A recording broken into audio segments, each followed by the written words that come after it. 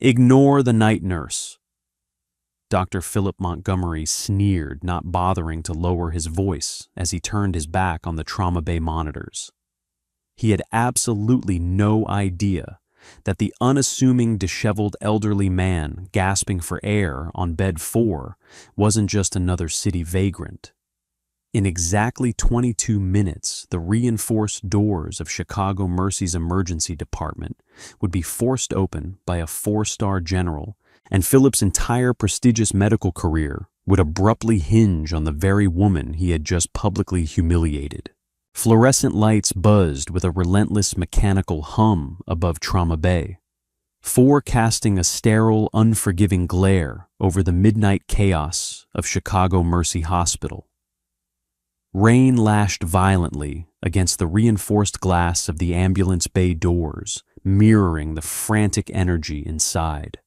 Abigail Winters, a seasoned triage nurse with 8 years of emergency department experience and a prior tour as an Army combat medic, wiped a stray lock of auburn hair from her forehead. She adjusted her stethoscope and leaned closer to the elderly man lying on the gurney. Admitted 20 minutes prior under the alias John Doe, the patient appeared to be just another tragic casualty of the city's harsh winter streets. His clothes were damp frayed at the edges and smelled faintly of wet wool and engine oil. Paramedics had found him slumped against a brick wall near the rail yards, barely conscious and clutching his chest. However, Abigail's trained eyes immediately registered discrepancies that the initial paramedic report had missed. The man's hands, though calloused and trembling, were immaculately clean beneath the fingernails. His posture, even while racked with pain and semi-conscious, maintained a rigid, almost disciplined alignment. But what caught her attention the most was the faint, heavily faded ink on his left forearm. It was an old military tattoo, a specialized insignia that Abigail recognized from her time in the service, one belonging to a highly classified tactical unit. She checked his vitals again. His blood pressure was wildly erratic, spiking and plummeting in a rhythm that didn't align with a standard myocardial infarction, which was the paramedic's working diagnosis. Furthermore, she noticed a very specific subtle bruising pattern forming along his flank, Gray Turner's sign. "Mr. Doe, sir, can you hear me?" Abigail asked, her voice calm but authoritative. The old man's eyelids fluttered. His lips parted, and a raspy, barely audible whisper escaped. "Protocol, broken arrow, need secure line." Abigail's blood ran cold. Broken arrow. It was an extreme military code, one indicating a catastrophic event. She immediately turned and walked briskly toward the central nurses' station, where Dr. Philip Montgomery was casually sipping an artisanal espresso and scrolling through his smartphone. Philip was the chief ER resident, a 28-year-old prodigy whose father practically bankrolled the hospital's new pediatric wing. He wore tailored scrubs that cost more than Abigail's monthly rent and carried an air of impenetrable arrogance. He viewed the nursing staff not as colleagues, but as mere instruments meant to execute his orders without question. "Dr. Montgomery, we need to take another look at the John Doe in Bay 4, Abigail stated, planting her hands on the edge of the counter. "I don't believe he's experiencing a standard cardiac event. He has flank bruising indicative of a retroperitoneal hemorrhage. His vitals are incredibly unstable, and he's muttering high-level military distress codes. I strongly advise we rush him to CT and get a surgical consult down here immediately." Philip didn't even look up from his phone screen. He took a slow, deliberate sip of his coffee. "Nurse Winters, the paramedics, brought him in for angina. He's a vagrant who probably had a panic attack after smoking something laced. Run a standard tox screen, give him 2 milligrams of lorazepam, and park him in the hallway until he sleeps it off." I have 3 actual traumas coming in from a pileup on the I-90. Doctor, with all due respect, his tox screen is completely clean. Abigail persisted, her voice tightening with suppressed frustration. I've seen this specific presentation before in the field. If we give him sedatives and leave him in the hallway, he will bleed out internally within the hour. We need a scan now. Philip finally locked his phone and looked up, his expression hardening into a mask of condescending irritation. He leaned over the counter, invading her personal space, just enough to establish dominance. Your field experience is precisely why you are a nurse, and I am the chief resident Winters. Philip said, his tone dripping with venomous superiority. He turned to a younger, terrified intern standing nearby. Ignore the night nurse. Proceed with the lorazepam and push him out of the bay. We need the bed. Abigail stood her ground, her jaw clenching. You are making a fatal mistake, Dr. Montgomery. If you refuse to order the CT, I want it noted in his chart that I strongly advised against this course of treatment and that you blatantly refuse to properly assess the patient. Philip scoffed loudly, ensuring the entire station could hear him. Note whatever you want, Winters. Just get him out of my sight before I write you up for insubordination. Abigail spun on her heel, her heart pounding furiously against her ribs. She was not going to let this man die because of an arrogant resident's bruised ego. Bypassing Philip's direct orders, she sprinted back to Bay 4. She wouldn't administer the sedative. Instead, she covertly drew a fresh set of blood panels, specifically testing his hematocrit and hemoglobin levels, and began hanging 2 units of O-negative blood, preparing for the inevitable crash she knew was coming. 30 minutes dragged by with agonizing slowness. The emergency room had devolved into a frantic symphony of ringing phones shouting medics and groaning patients from the highway pileup. Philip was in his element, barking orders and showing off for the medical students, completely oblivious to the ticking time bomb resting in the overflow hallway where he had banished the elderly John Doe. Abigail hovered near the old man's stretcher, checking his pulse manually every 3 minutes. His skin had grown alarmingly ashen, a pallor that spoke of severe internal volume loss. The bruising on his flank had deepened to a dark, angry purple, spreading like spilled ink beneath his skin. "Hold on, sir, just hold on," Abigail whispered, adjusting his oxygen mask. Suddenly, the monitors attached to the old man erupted into a high-pitched, continuous wail. Beep, beep, beep, beep. His blood pressure plummeted off a cliff 60/40. His heart rate skyrocketed to 160 beats per minute. The classic undeniable triad of hypovolemic shock. Code blue hallway C. Gears.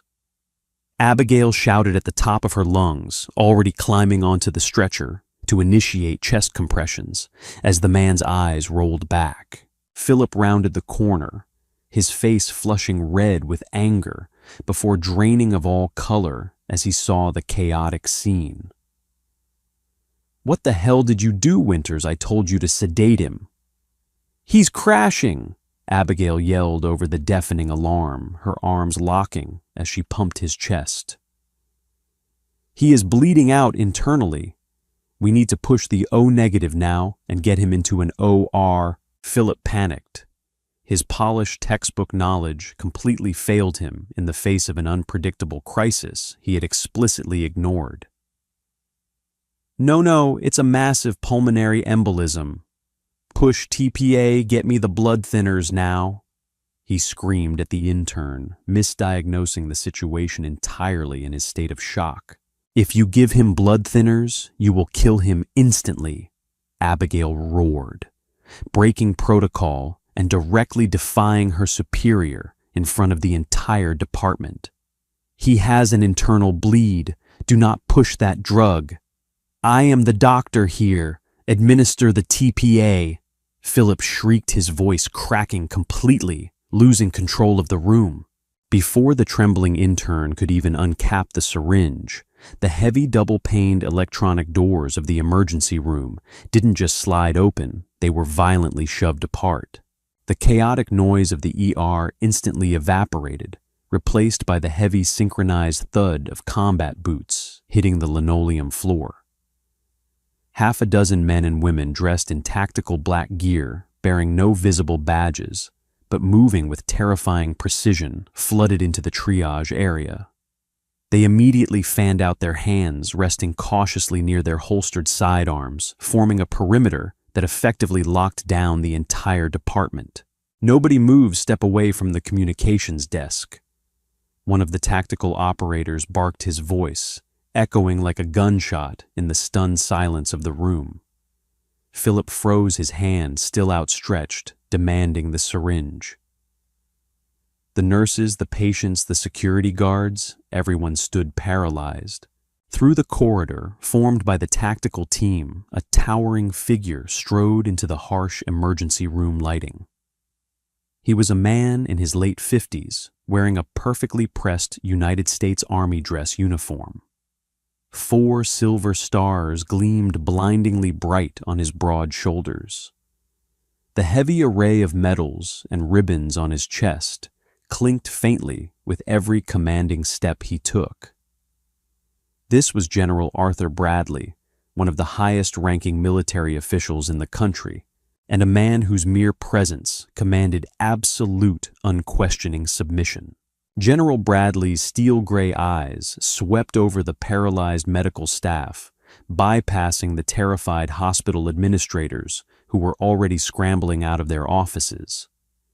His gaze locked directly onto hallway C, where Abigail was still maintaining pressure on the patient's wound while holding the oxygen mask.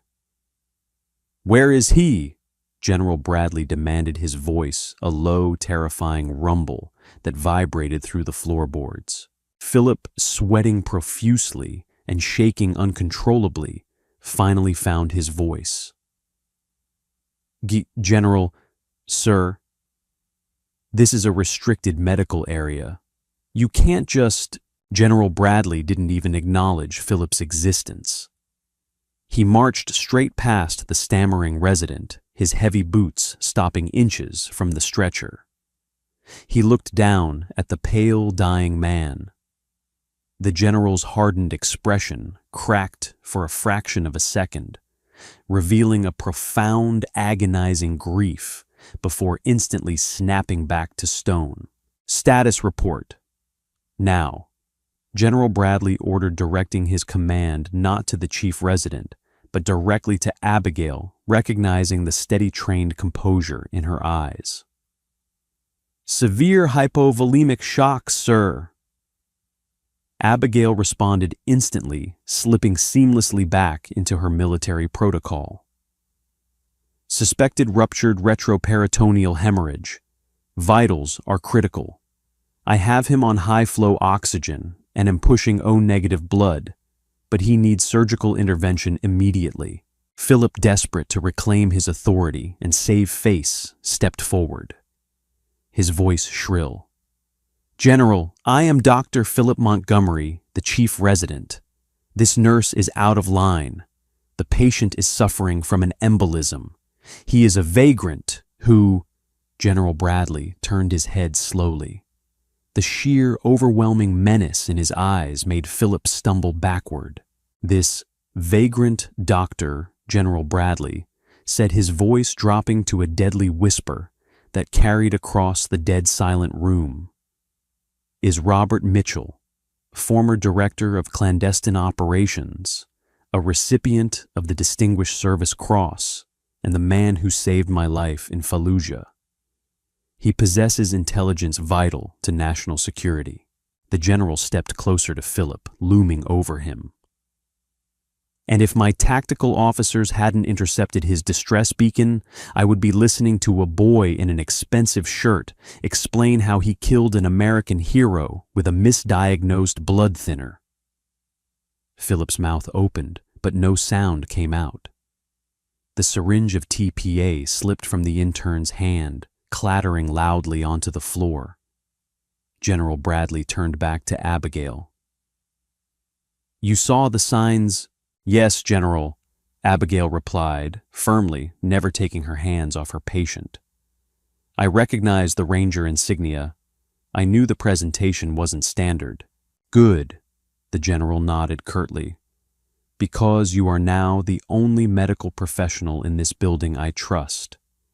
My private surgical team is touching down on your helipad in 3 minutes. Nurse, you are coming with us to the operating room. Dr. Montgomery, you will stand precisely where you are until the military police decide what to do with you. Rotor wash from the UH-60. Black Hawk helicopter rattled the reinforced windows of Chicago Mercy's upper levels, sending a violent vibration through the hospital's foundation. While the lower floors remained utterly paralyzed by the heavy military presence, the rooftop helipad was a scene of hyper-coordinated efficiency. A specialized forward surgical team, dressed in sterile tactical olive drab scrubs, sprinted down the ramp before the helicopter's landing gear had even fully settled. Abigail Winters pushed the stretcher holding Robert Mitchell into the trauma elevator, flanked on all sides by General Bradley's elite operators. Her hands were slick with blood, her muscles burning from the relentless effort of maintaining pressure on the patient's abdomen, but her mind was terrifyingly clear. The doors slid shut, sealing them inside a metallic box that smelled strongly of copper and antiseptic. "Vitals are barely holding," Abigail reported, her voice steady despite the adrenaline flooding her system. "Systolic is hovering in the 50s. We are losing the battle against time, gentlemen. He needs to be opened up the second we hit the floor." The elevator chimed, and the doors retracted to reveal the hospital's primary surgical wing, now completely commandeered. Civilian surgeons and nurses had been swiftly evacuated to the perimeter by military police, leaving OR-1 prepped and waiting. Dr. Gregory Lawson, a renowned trauma surgeon operating under the Department of Defense, met them at the threshold. Lawson possessed the calm, calculating demeanor of a man who had performed open-heart surgery in active war zones under heavy artillery fire. He didn't waste time asking for a chart. He relied on the professional holding the patient together. "Talk to me, Nurse Winters." General Bradley relayed your initial assessment. Lawson commanded, stripping his tactical jacket and thrusting his hands under the scrub sink. "Suspected massive retroperitoneal hemorrhage." Abigail rapid-fired, helping the team transfer the frail, dying hero onto the operating table. Patient presented with erratic vitals, severe flank bruising, and signs of rapid internal volume loss. Dr. Montgomery misdiagnosed a pulmonary embolism and attempted to push TPA. I countermanded, held the thinners, and initiated O-negative transfusion. But the bleeding is profound. It's not a standard rupture. Lawson plunged his hands into sterile gloves. If Montgomery had pushed that clot buster, Mitchell would have liquefied from the inside out in 3 minutes. You saved his life downstairs, Winters. Now scrub in. I need a second assist who knows how to operate under combat conditions, and this civilian staff is too spooked to hand me a scalpel. Abigail didn't hesitate. She quickly scrubbed gowned and stepped up to the sterile field just as Lawson made the primary incision. The moment the scalpel sliced through the abdominal fascia, the true severity of the situation revealed itself. A massive lake of dark pooling blood obscured the surgical field, confirming Abigail's darkest suspicions. "Suction. Get ahead of this bleed." Lawson barked, his hands moving with blinding speed. "Winters, I need clamps on the aorta right below the renal arteries. We have to stop the flow before he drains out." As Abigail leaned in her gloved hands, sliding into the slick crimson cavity to guide the clamps, Lawson finally located the source of the catastrophe. It wasn't a natural aneurysm. Deep within the tissue, resting dangerously against a primary artery, was a jagged encapsulated piece of tungsten shrapnel. It was an old war wound, a brutal souvenir from a classified operation decades ago. Over time, scar tissue had weakened, and the metal shard had shifted, slicing directly into the vessel wall. "Look at this," Lawson muttered, his voice tight. "This is from the Fallujah extraction. The shard migrated. If they had just run the damn CT scan you asked for, it would have lit up like a Christmas tree. Montgomery almost killed a decorated intelligence director over a bruised ego." Meanwhile, 3 floors below in the emergency department, Dr. Philip Montgomery was experiencing a very different kind of nightmare. Stripped of his authority, he was seated forcefully on a plastic waiting room chair, guarded by 2 stoic military policemen wielding automatic rifles. The arrogant sneer had entirely vanished from his face, replaced by a pale, glistening sheen of absolute terror. The double doors of the ER suddenly flew open again, this time, admitting an infuriated older man in a bespoke Brioni suit. Thomas Montgomery Phillips' father and the primary financial benefactor of the hospital's board of directors stormed into the room. He was a man used to buying his way out of any inconvenience, completely unaware of the jurisdictional nightmare he was stepping into. "What is the meaning of this?" Thomas roared, pointing a manicured finger at the military police. "I am a senior board member of this hospital. You have 0 jurisdiction to detain my son. Where is the hospital administrator? I want these soldiers removed from my property immediately." One of the MPs simply stepped forward, blocking Thomas's path with an impenetrable wall of tactical Kevlar. "Sir, this facility is currently under federal lockdown by order of the United States Armed Forces. You are advised to step back." "I don't care about your lockdown," Thomas snarled, trying to push past the soldier. "Philip, get up. We are calling the family attorneys. We will sue this entire platoon into bankruptcy. I highly doubt your attorneys have the necessary clearance to intervene in a matter of national security, Mr. Montgomery." A deep, chilling voice echoed across the room. General Bradley stepped out of the shadows of the triage bay. He looked like an ancient, wrathful god of war descending upon a petty merchant. The general slowly walked toward Thomas, his posture radiating a terrifying, restrained violence. "Your son," General Bradley stated, his tone dropping the temperature in the room by 10 degrees, attempted to murder a highly classified government operative through gross, deliberate negligence. He ignored documented warnings from a superior medical mind, bypassed standard diagnostic protocols, and tried to administer a lethal contraindication purely because he felt disrespected. Thomas faltered, his bluster evaporating under the crushing weight of the general's stare. "That's impossible. Philip is the chief resident. He was top of his class at Hopkins." "He is a pampered liability," General Bradley corrected sharply. "And in exactly 1 hour, when my surgeon finishes saving the man your son tried to kill, I am going to completely dismantle your empire." Bright surgical lights snapped off, leaving OR1 bathed in a cool, calming ambient glow. Dr. Lawson let out a long, ragged exhale, tossing his bloody gloves into the hazardous waste bin.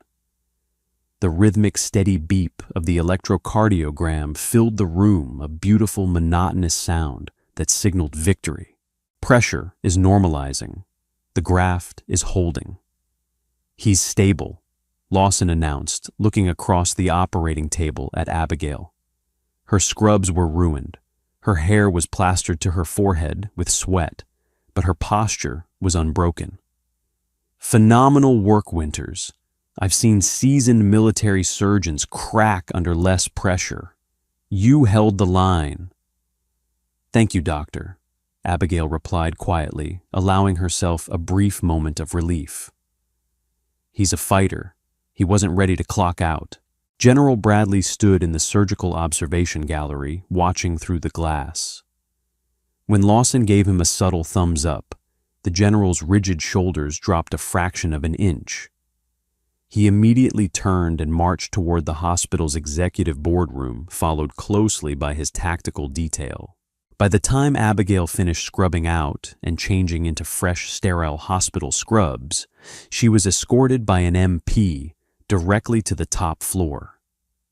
She was instructed to enter the boardroom, a sprawling room featuring a massive mahogany table overlooking the Chicago skyline. The atmosphere inside was suffocatingly tense. General Bradley sat at the head of the table. To his right was David Carmichael, the pale and profusely sweating CEO of Chicago Mercy. On the opposite side sat Philip Montgomery and his father Thomas. Both men looked as though they were facing a firing squad. Philip was trembling so violently that his chair rattled against the floor. When Abigail walked in, General Bradley stood up a gesture of profound respect that made the hospital CEO nearly choke on his own spit. "Take a seat, Nurse Winters," General Bradley offered, gesturing to the chair directly to his left. He then turned his predatory gaze back to the Montgomery men. "Now that the professional who actually saved my director is here, we can begin the after-action report." Thomas Montgomery cleared his throat desperately, attempting to salvage his family's legacy. "General, clearly there was a severe miscommunication in the emergency room tonight. It was chaotic. Mistakes happen in medicine. I am prepared to double my annual donation to the hospital and establish a private foundation for veterans in your unit's name. Let us handle Philip's reprimand internally. There is no need to destroy a young doctor's career over one misstep." General Bradley laughed. It was a harsh, humorless sound that felt like sandpaper against glass. "A misstep is prescribing the wrong dosage of amoxicillin, Mr. Montgomery. What your son did was arrogant, willful malpractice that nearly neutralized a man who holds state secrets," General Bradley said, leaning forward, placing his heavy hands flat on the mahogany table. "There will be no internal reprimand. There will be a federal inquiry." The general slid a thick manila folder across the table toward the hospital CEO. Carmichael opened it with shaking hands. "That is a formal directive from the Department of Defense," General Bradley explained clinically. "Effective immediately, Chicago Mercy is under federal oversight, pending a full investigation into your hiring practices, emergency protocols, and the blatant nepotism that allowed an incompetent resident to bypass standard triage procedures." Philip finally snapped, tears of frustration and fear spilling down his cheeks. "You can't do this. I am a doctor.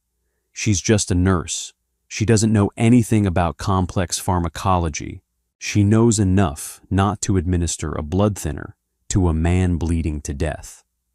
General Bradley fired back, silencing Philip instantly.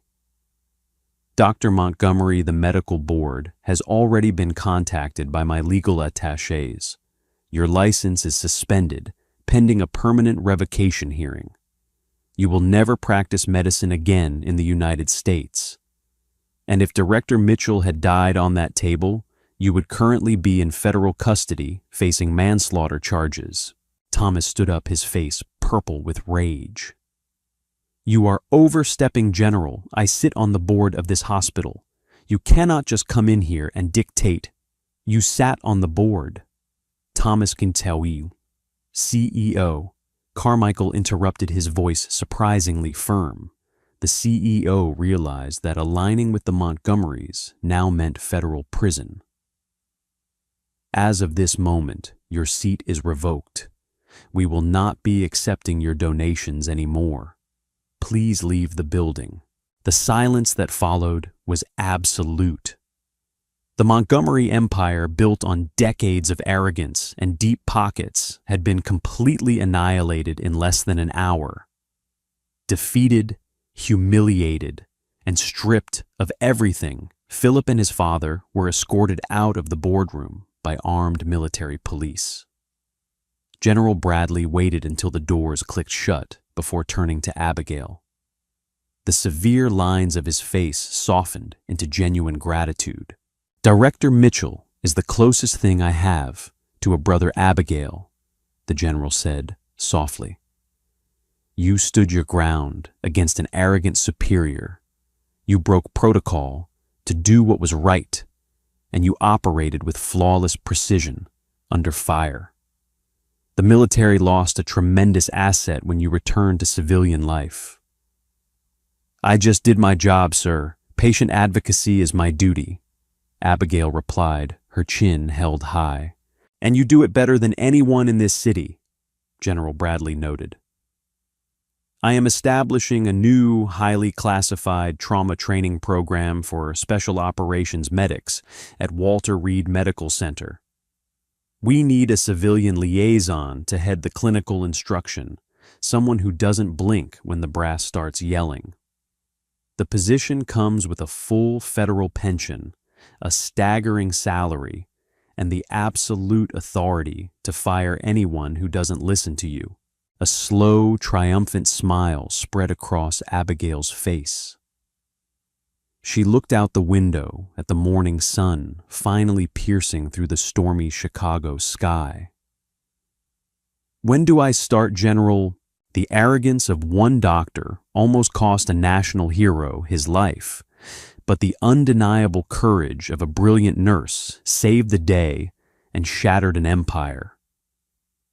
If you loved seeing Abigail put Philip in his place and secure the ultimate victory, hit that like button, share this incredible story, and subscribe to the channel for more thrilling real-life medical dramas. Drop a comment below. What would you have done in Abigail's shoes?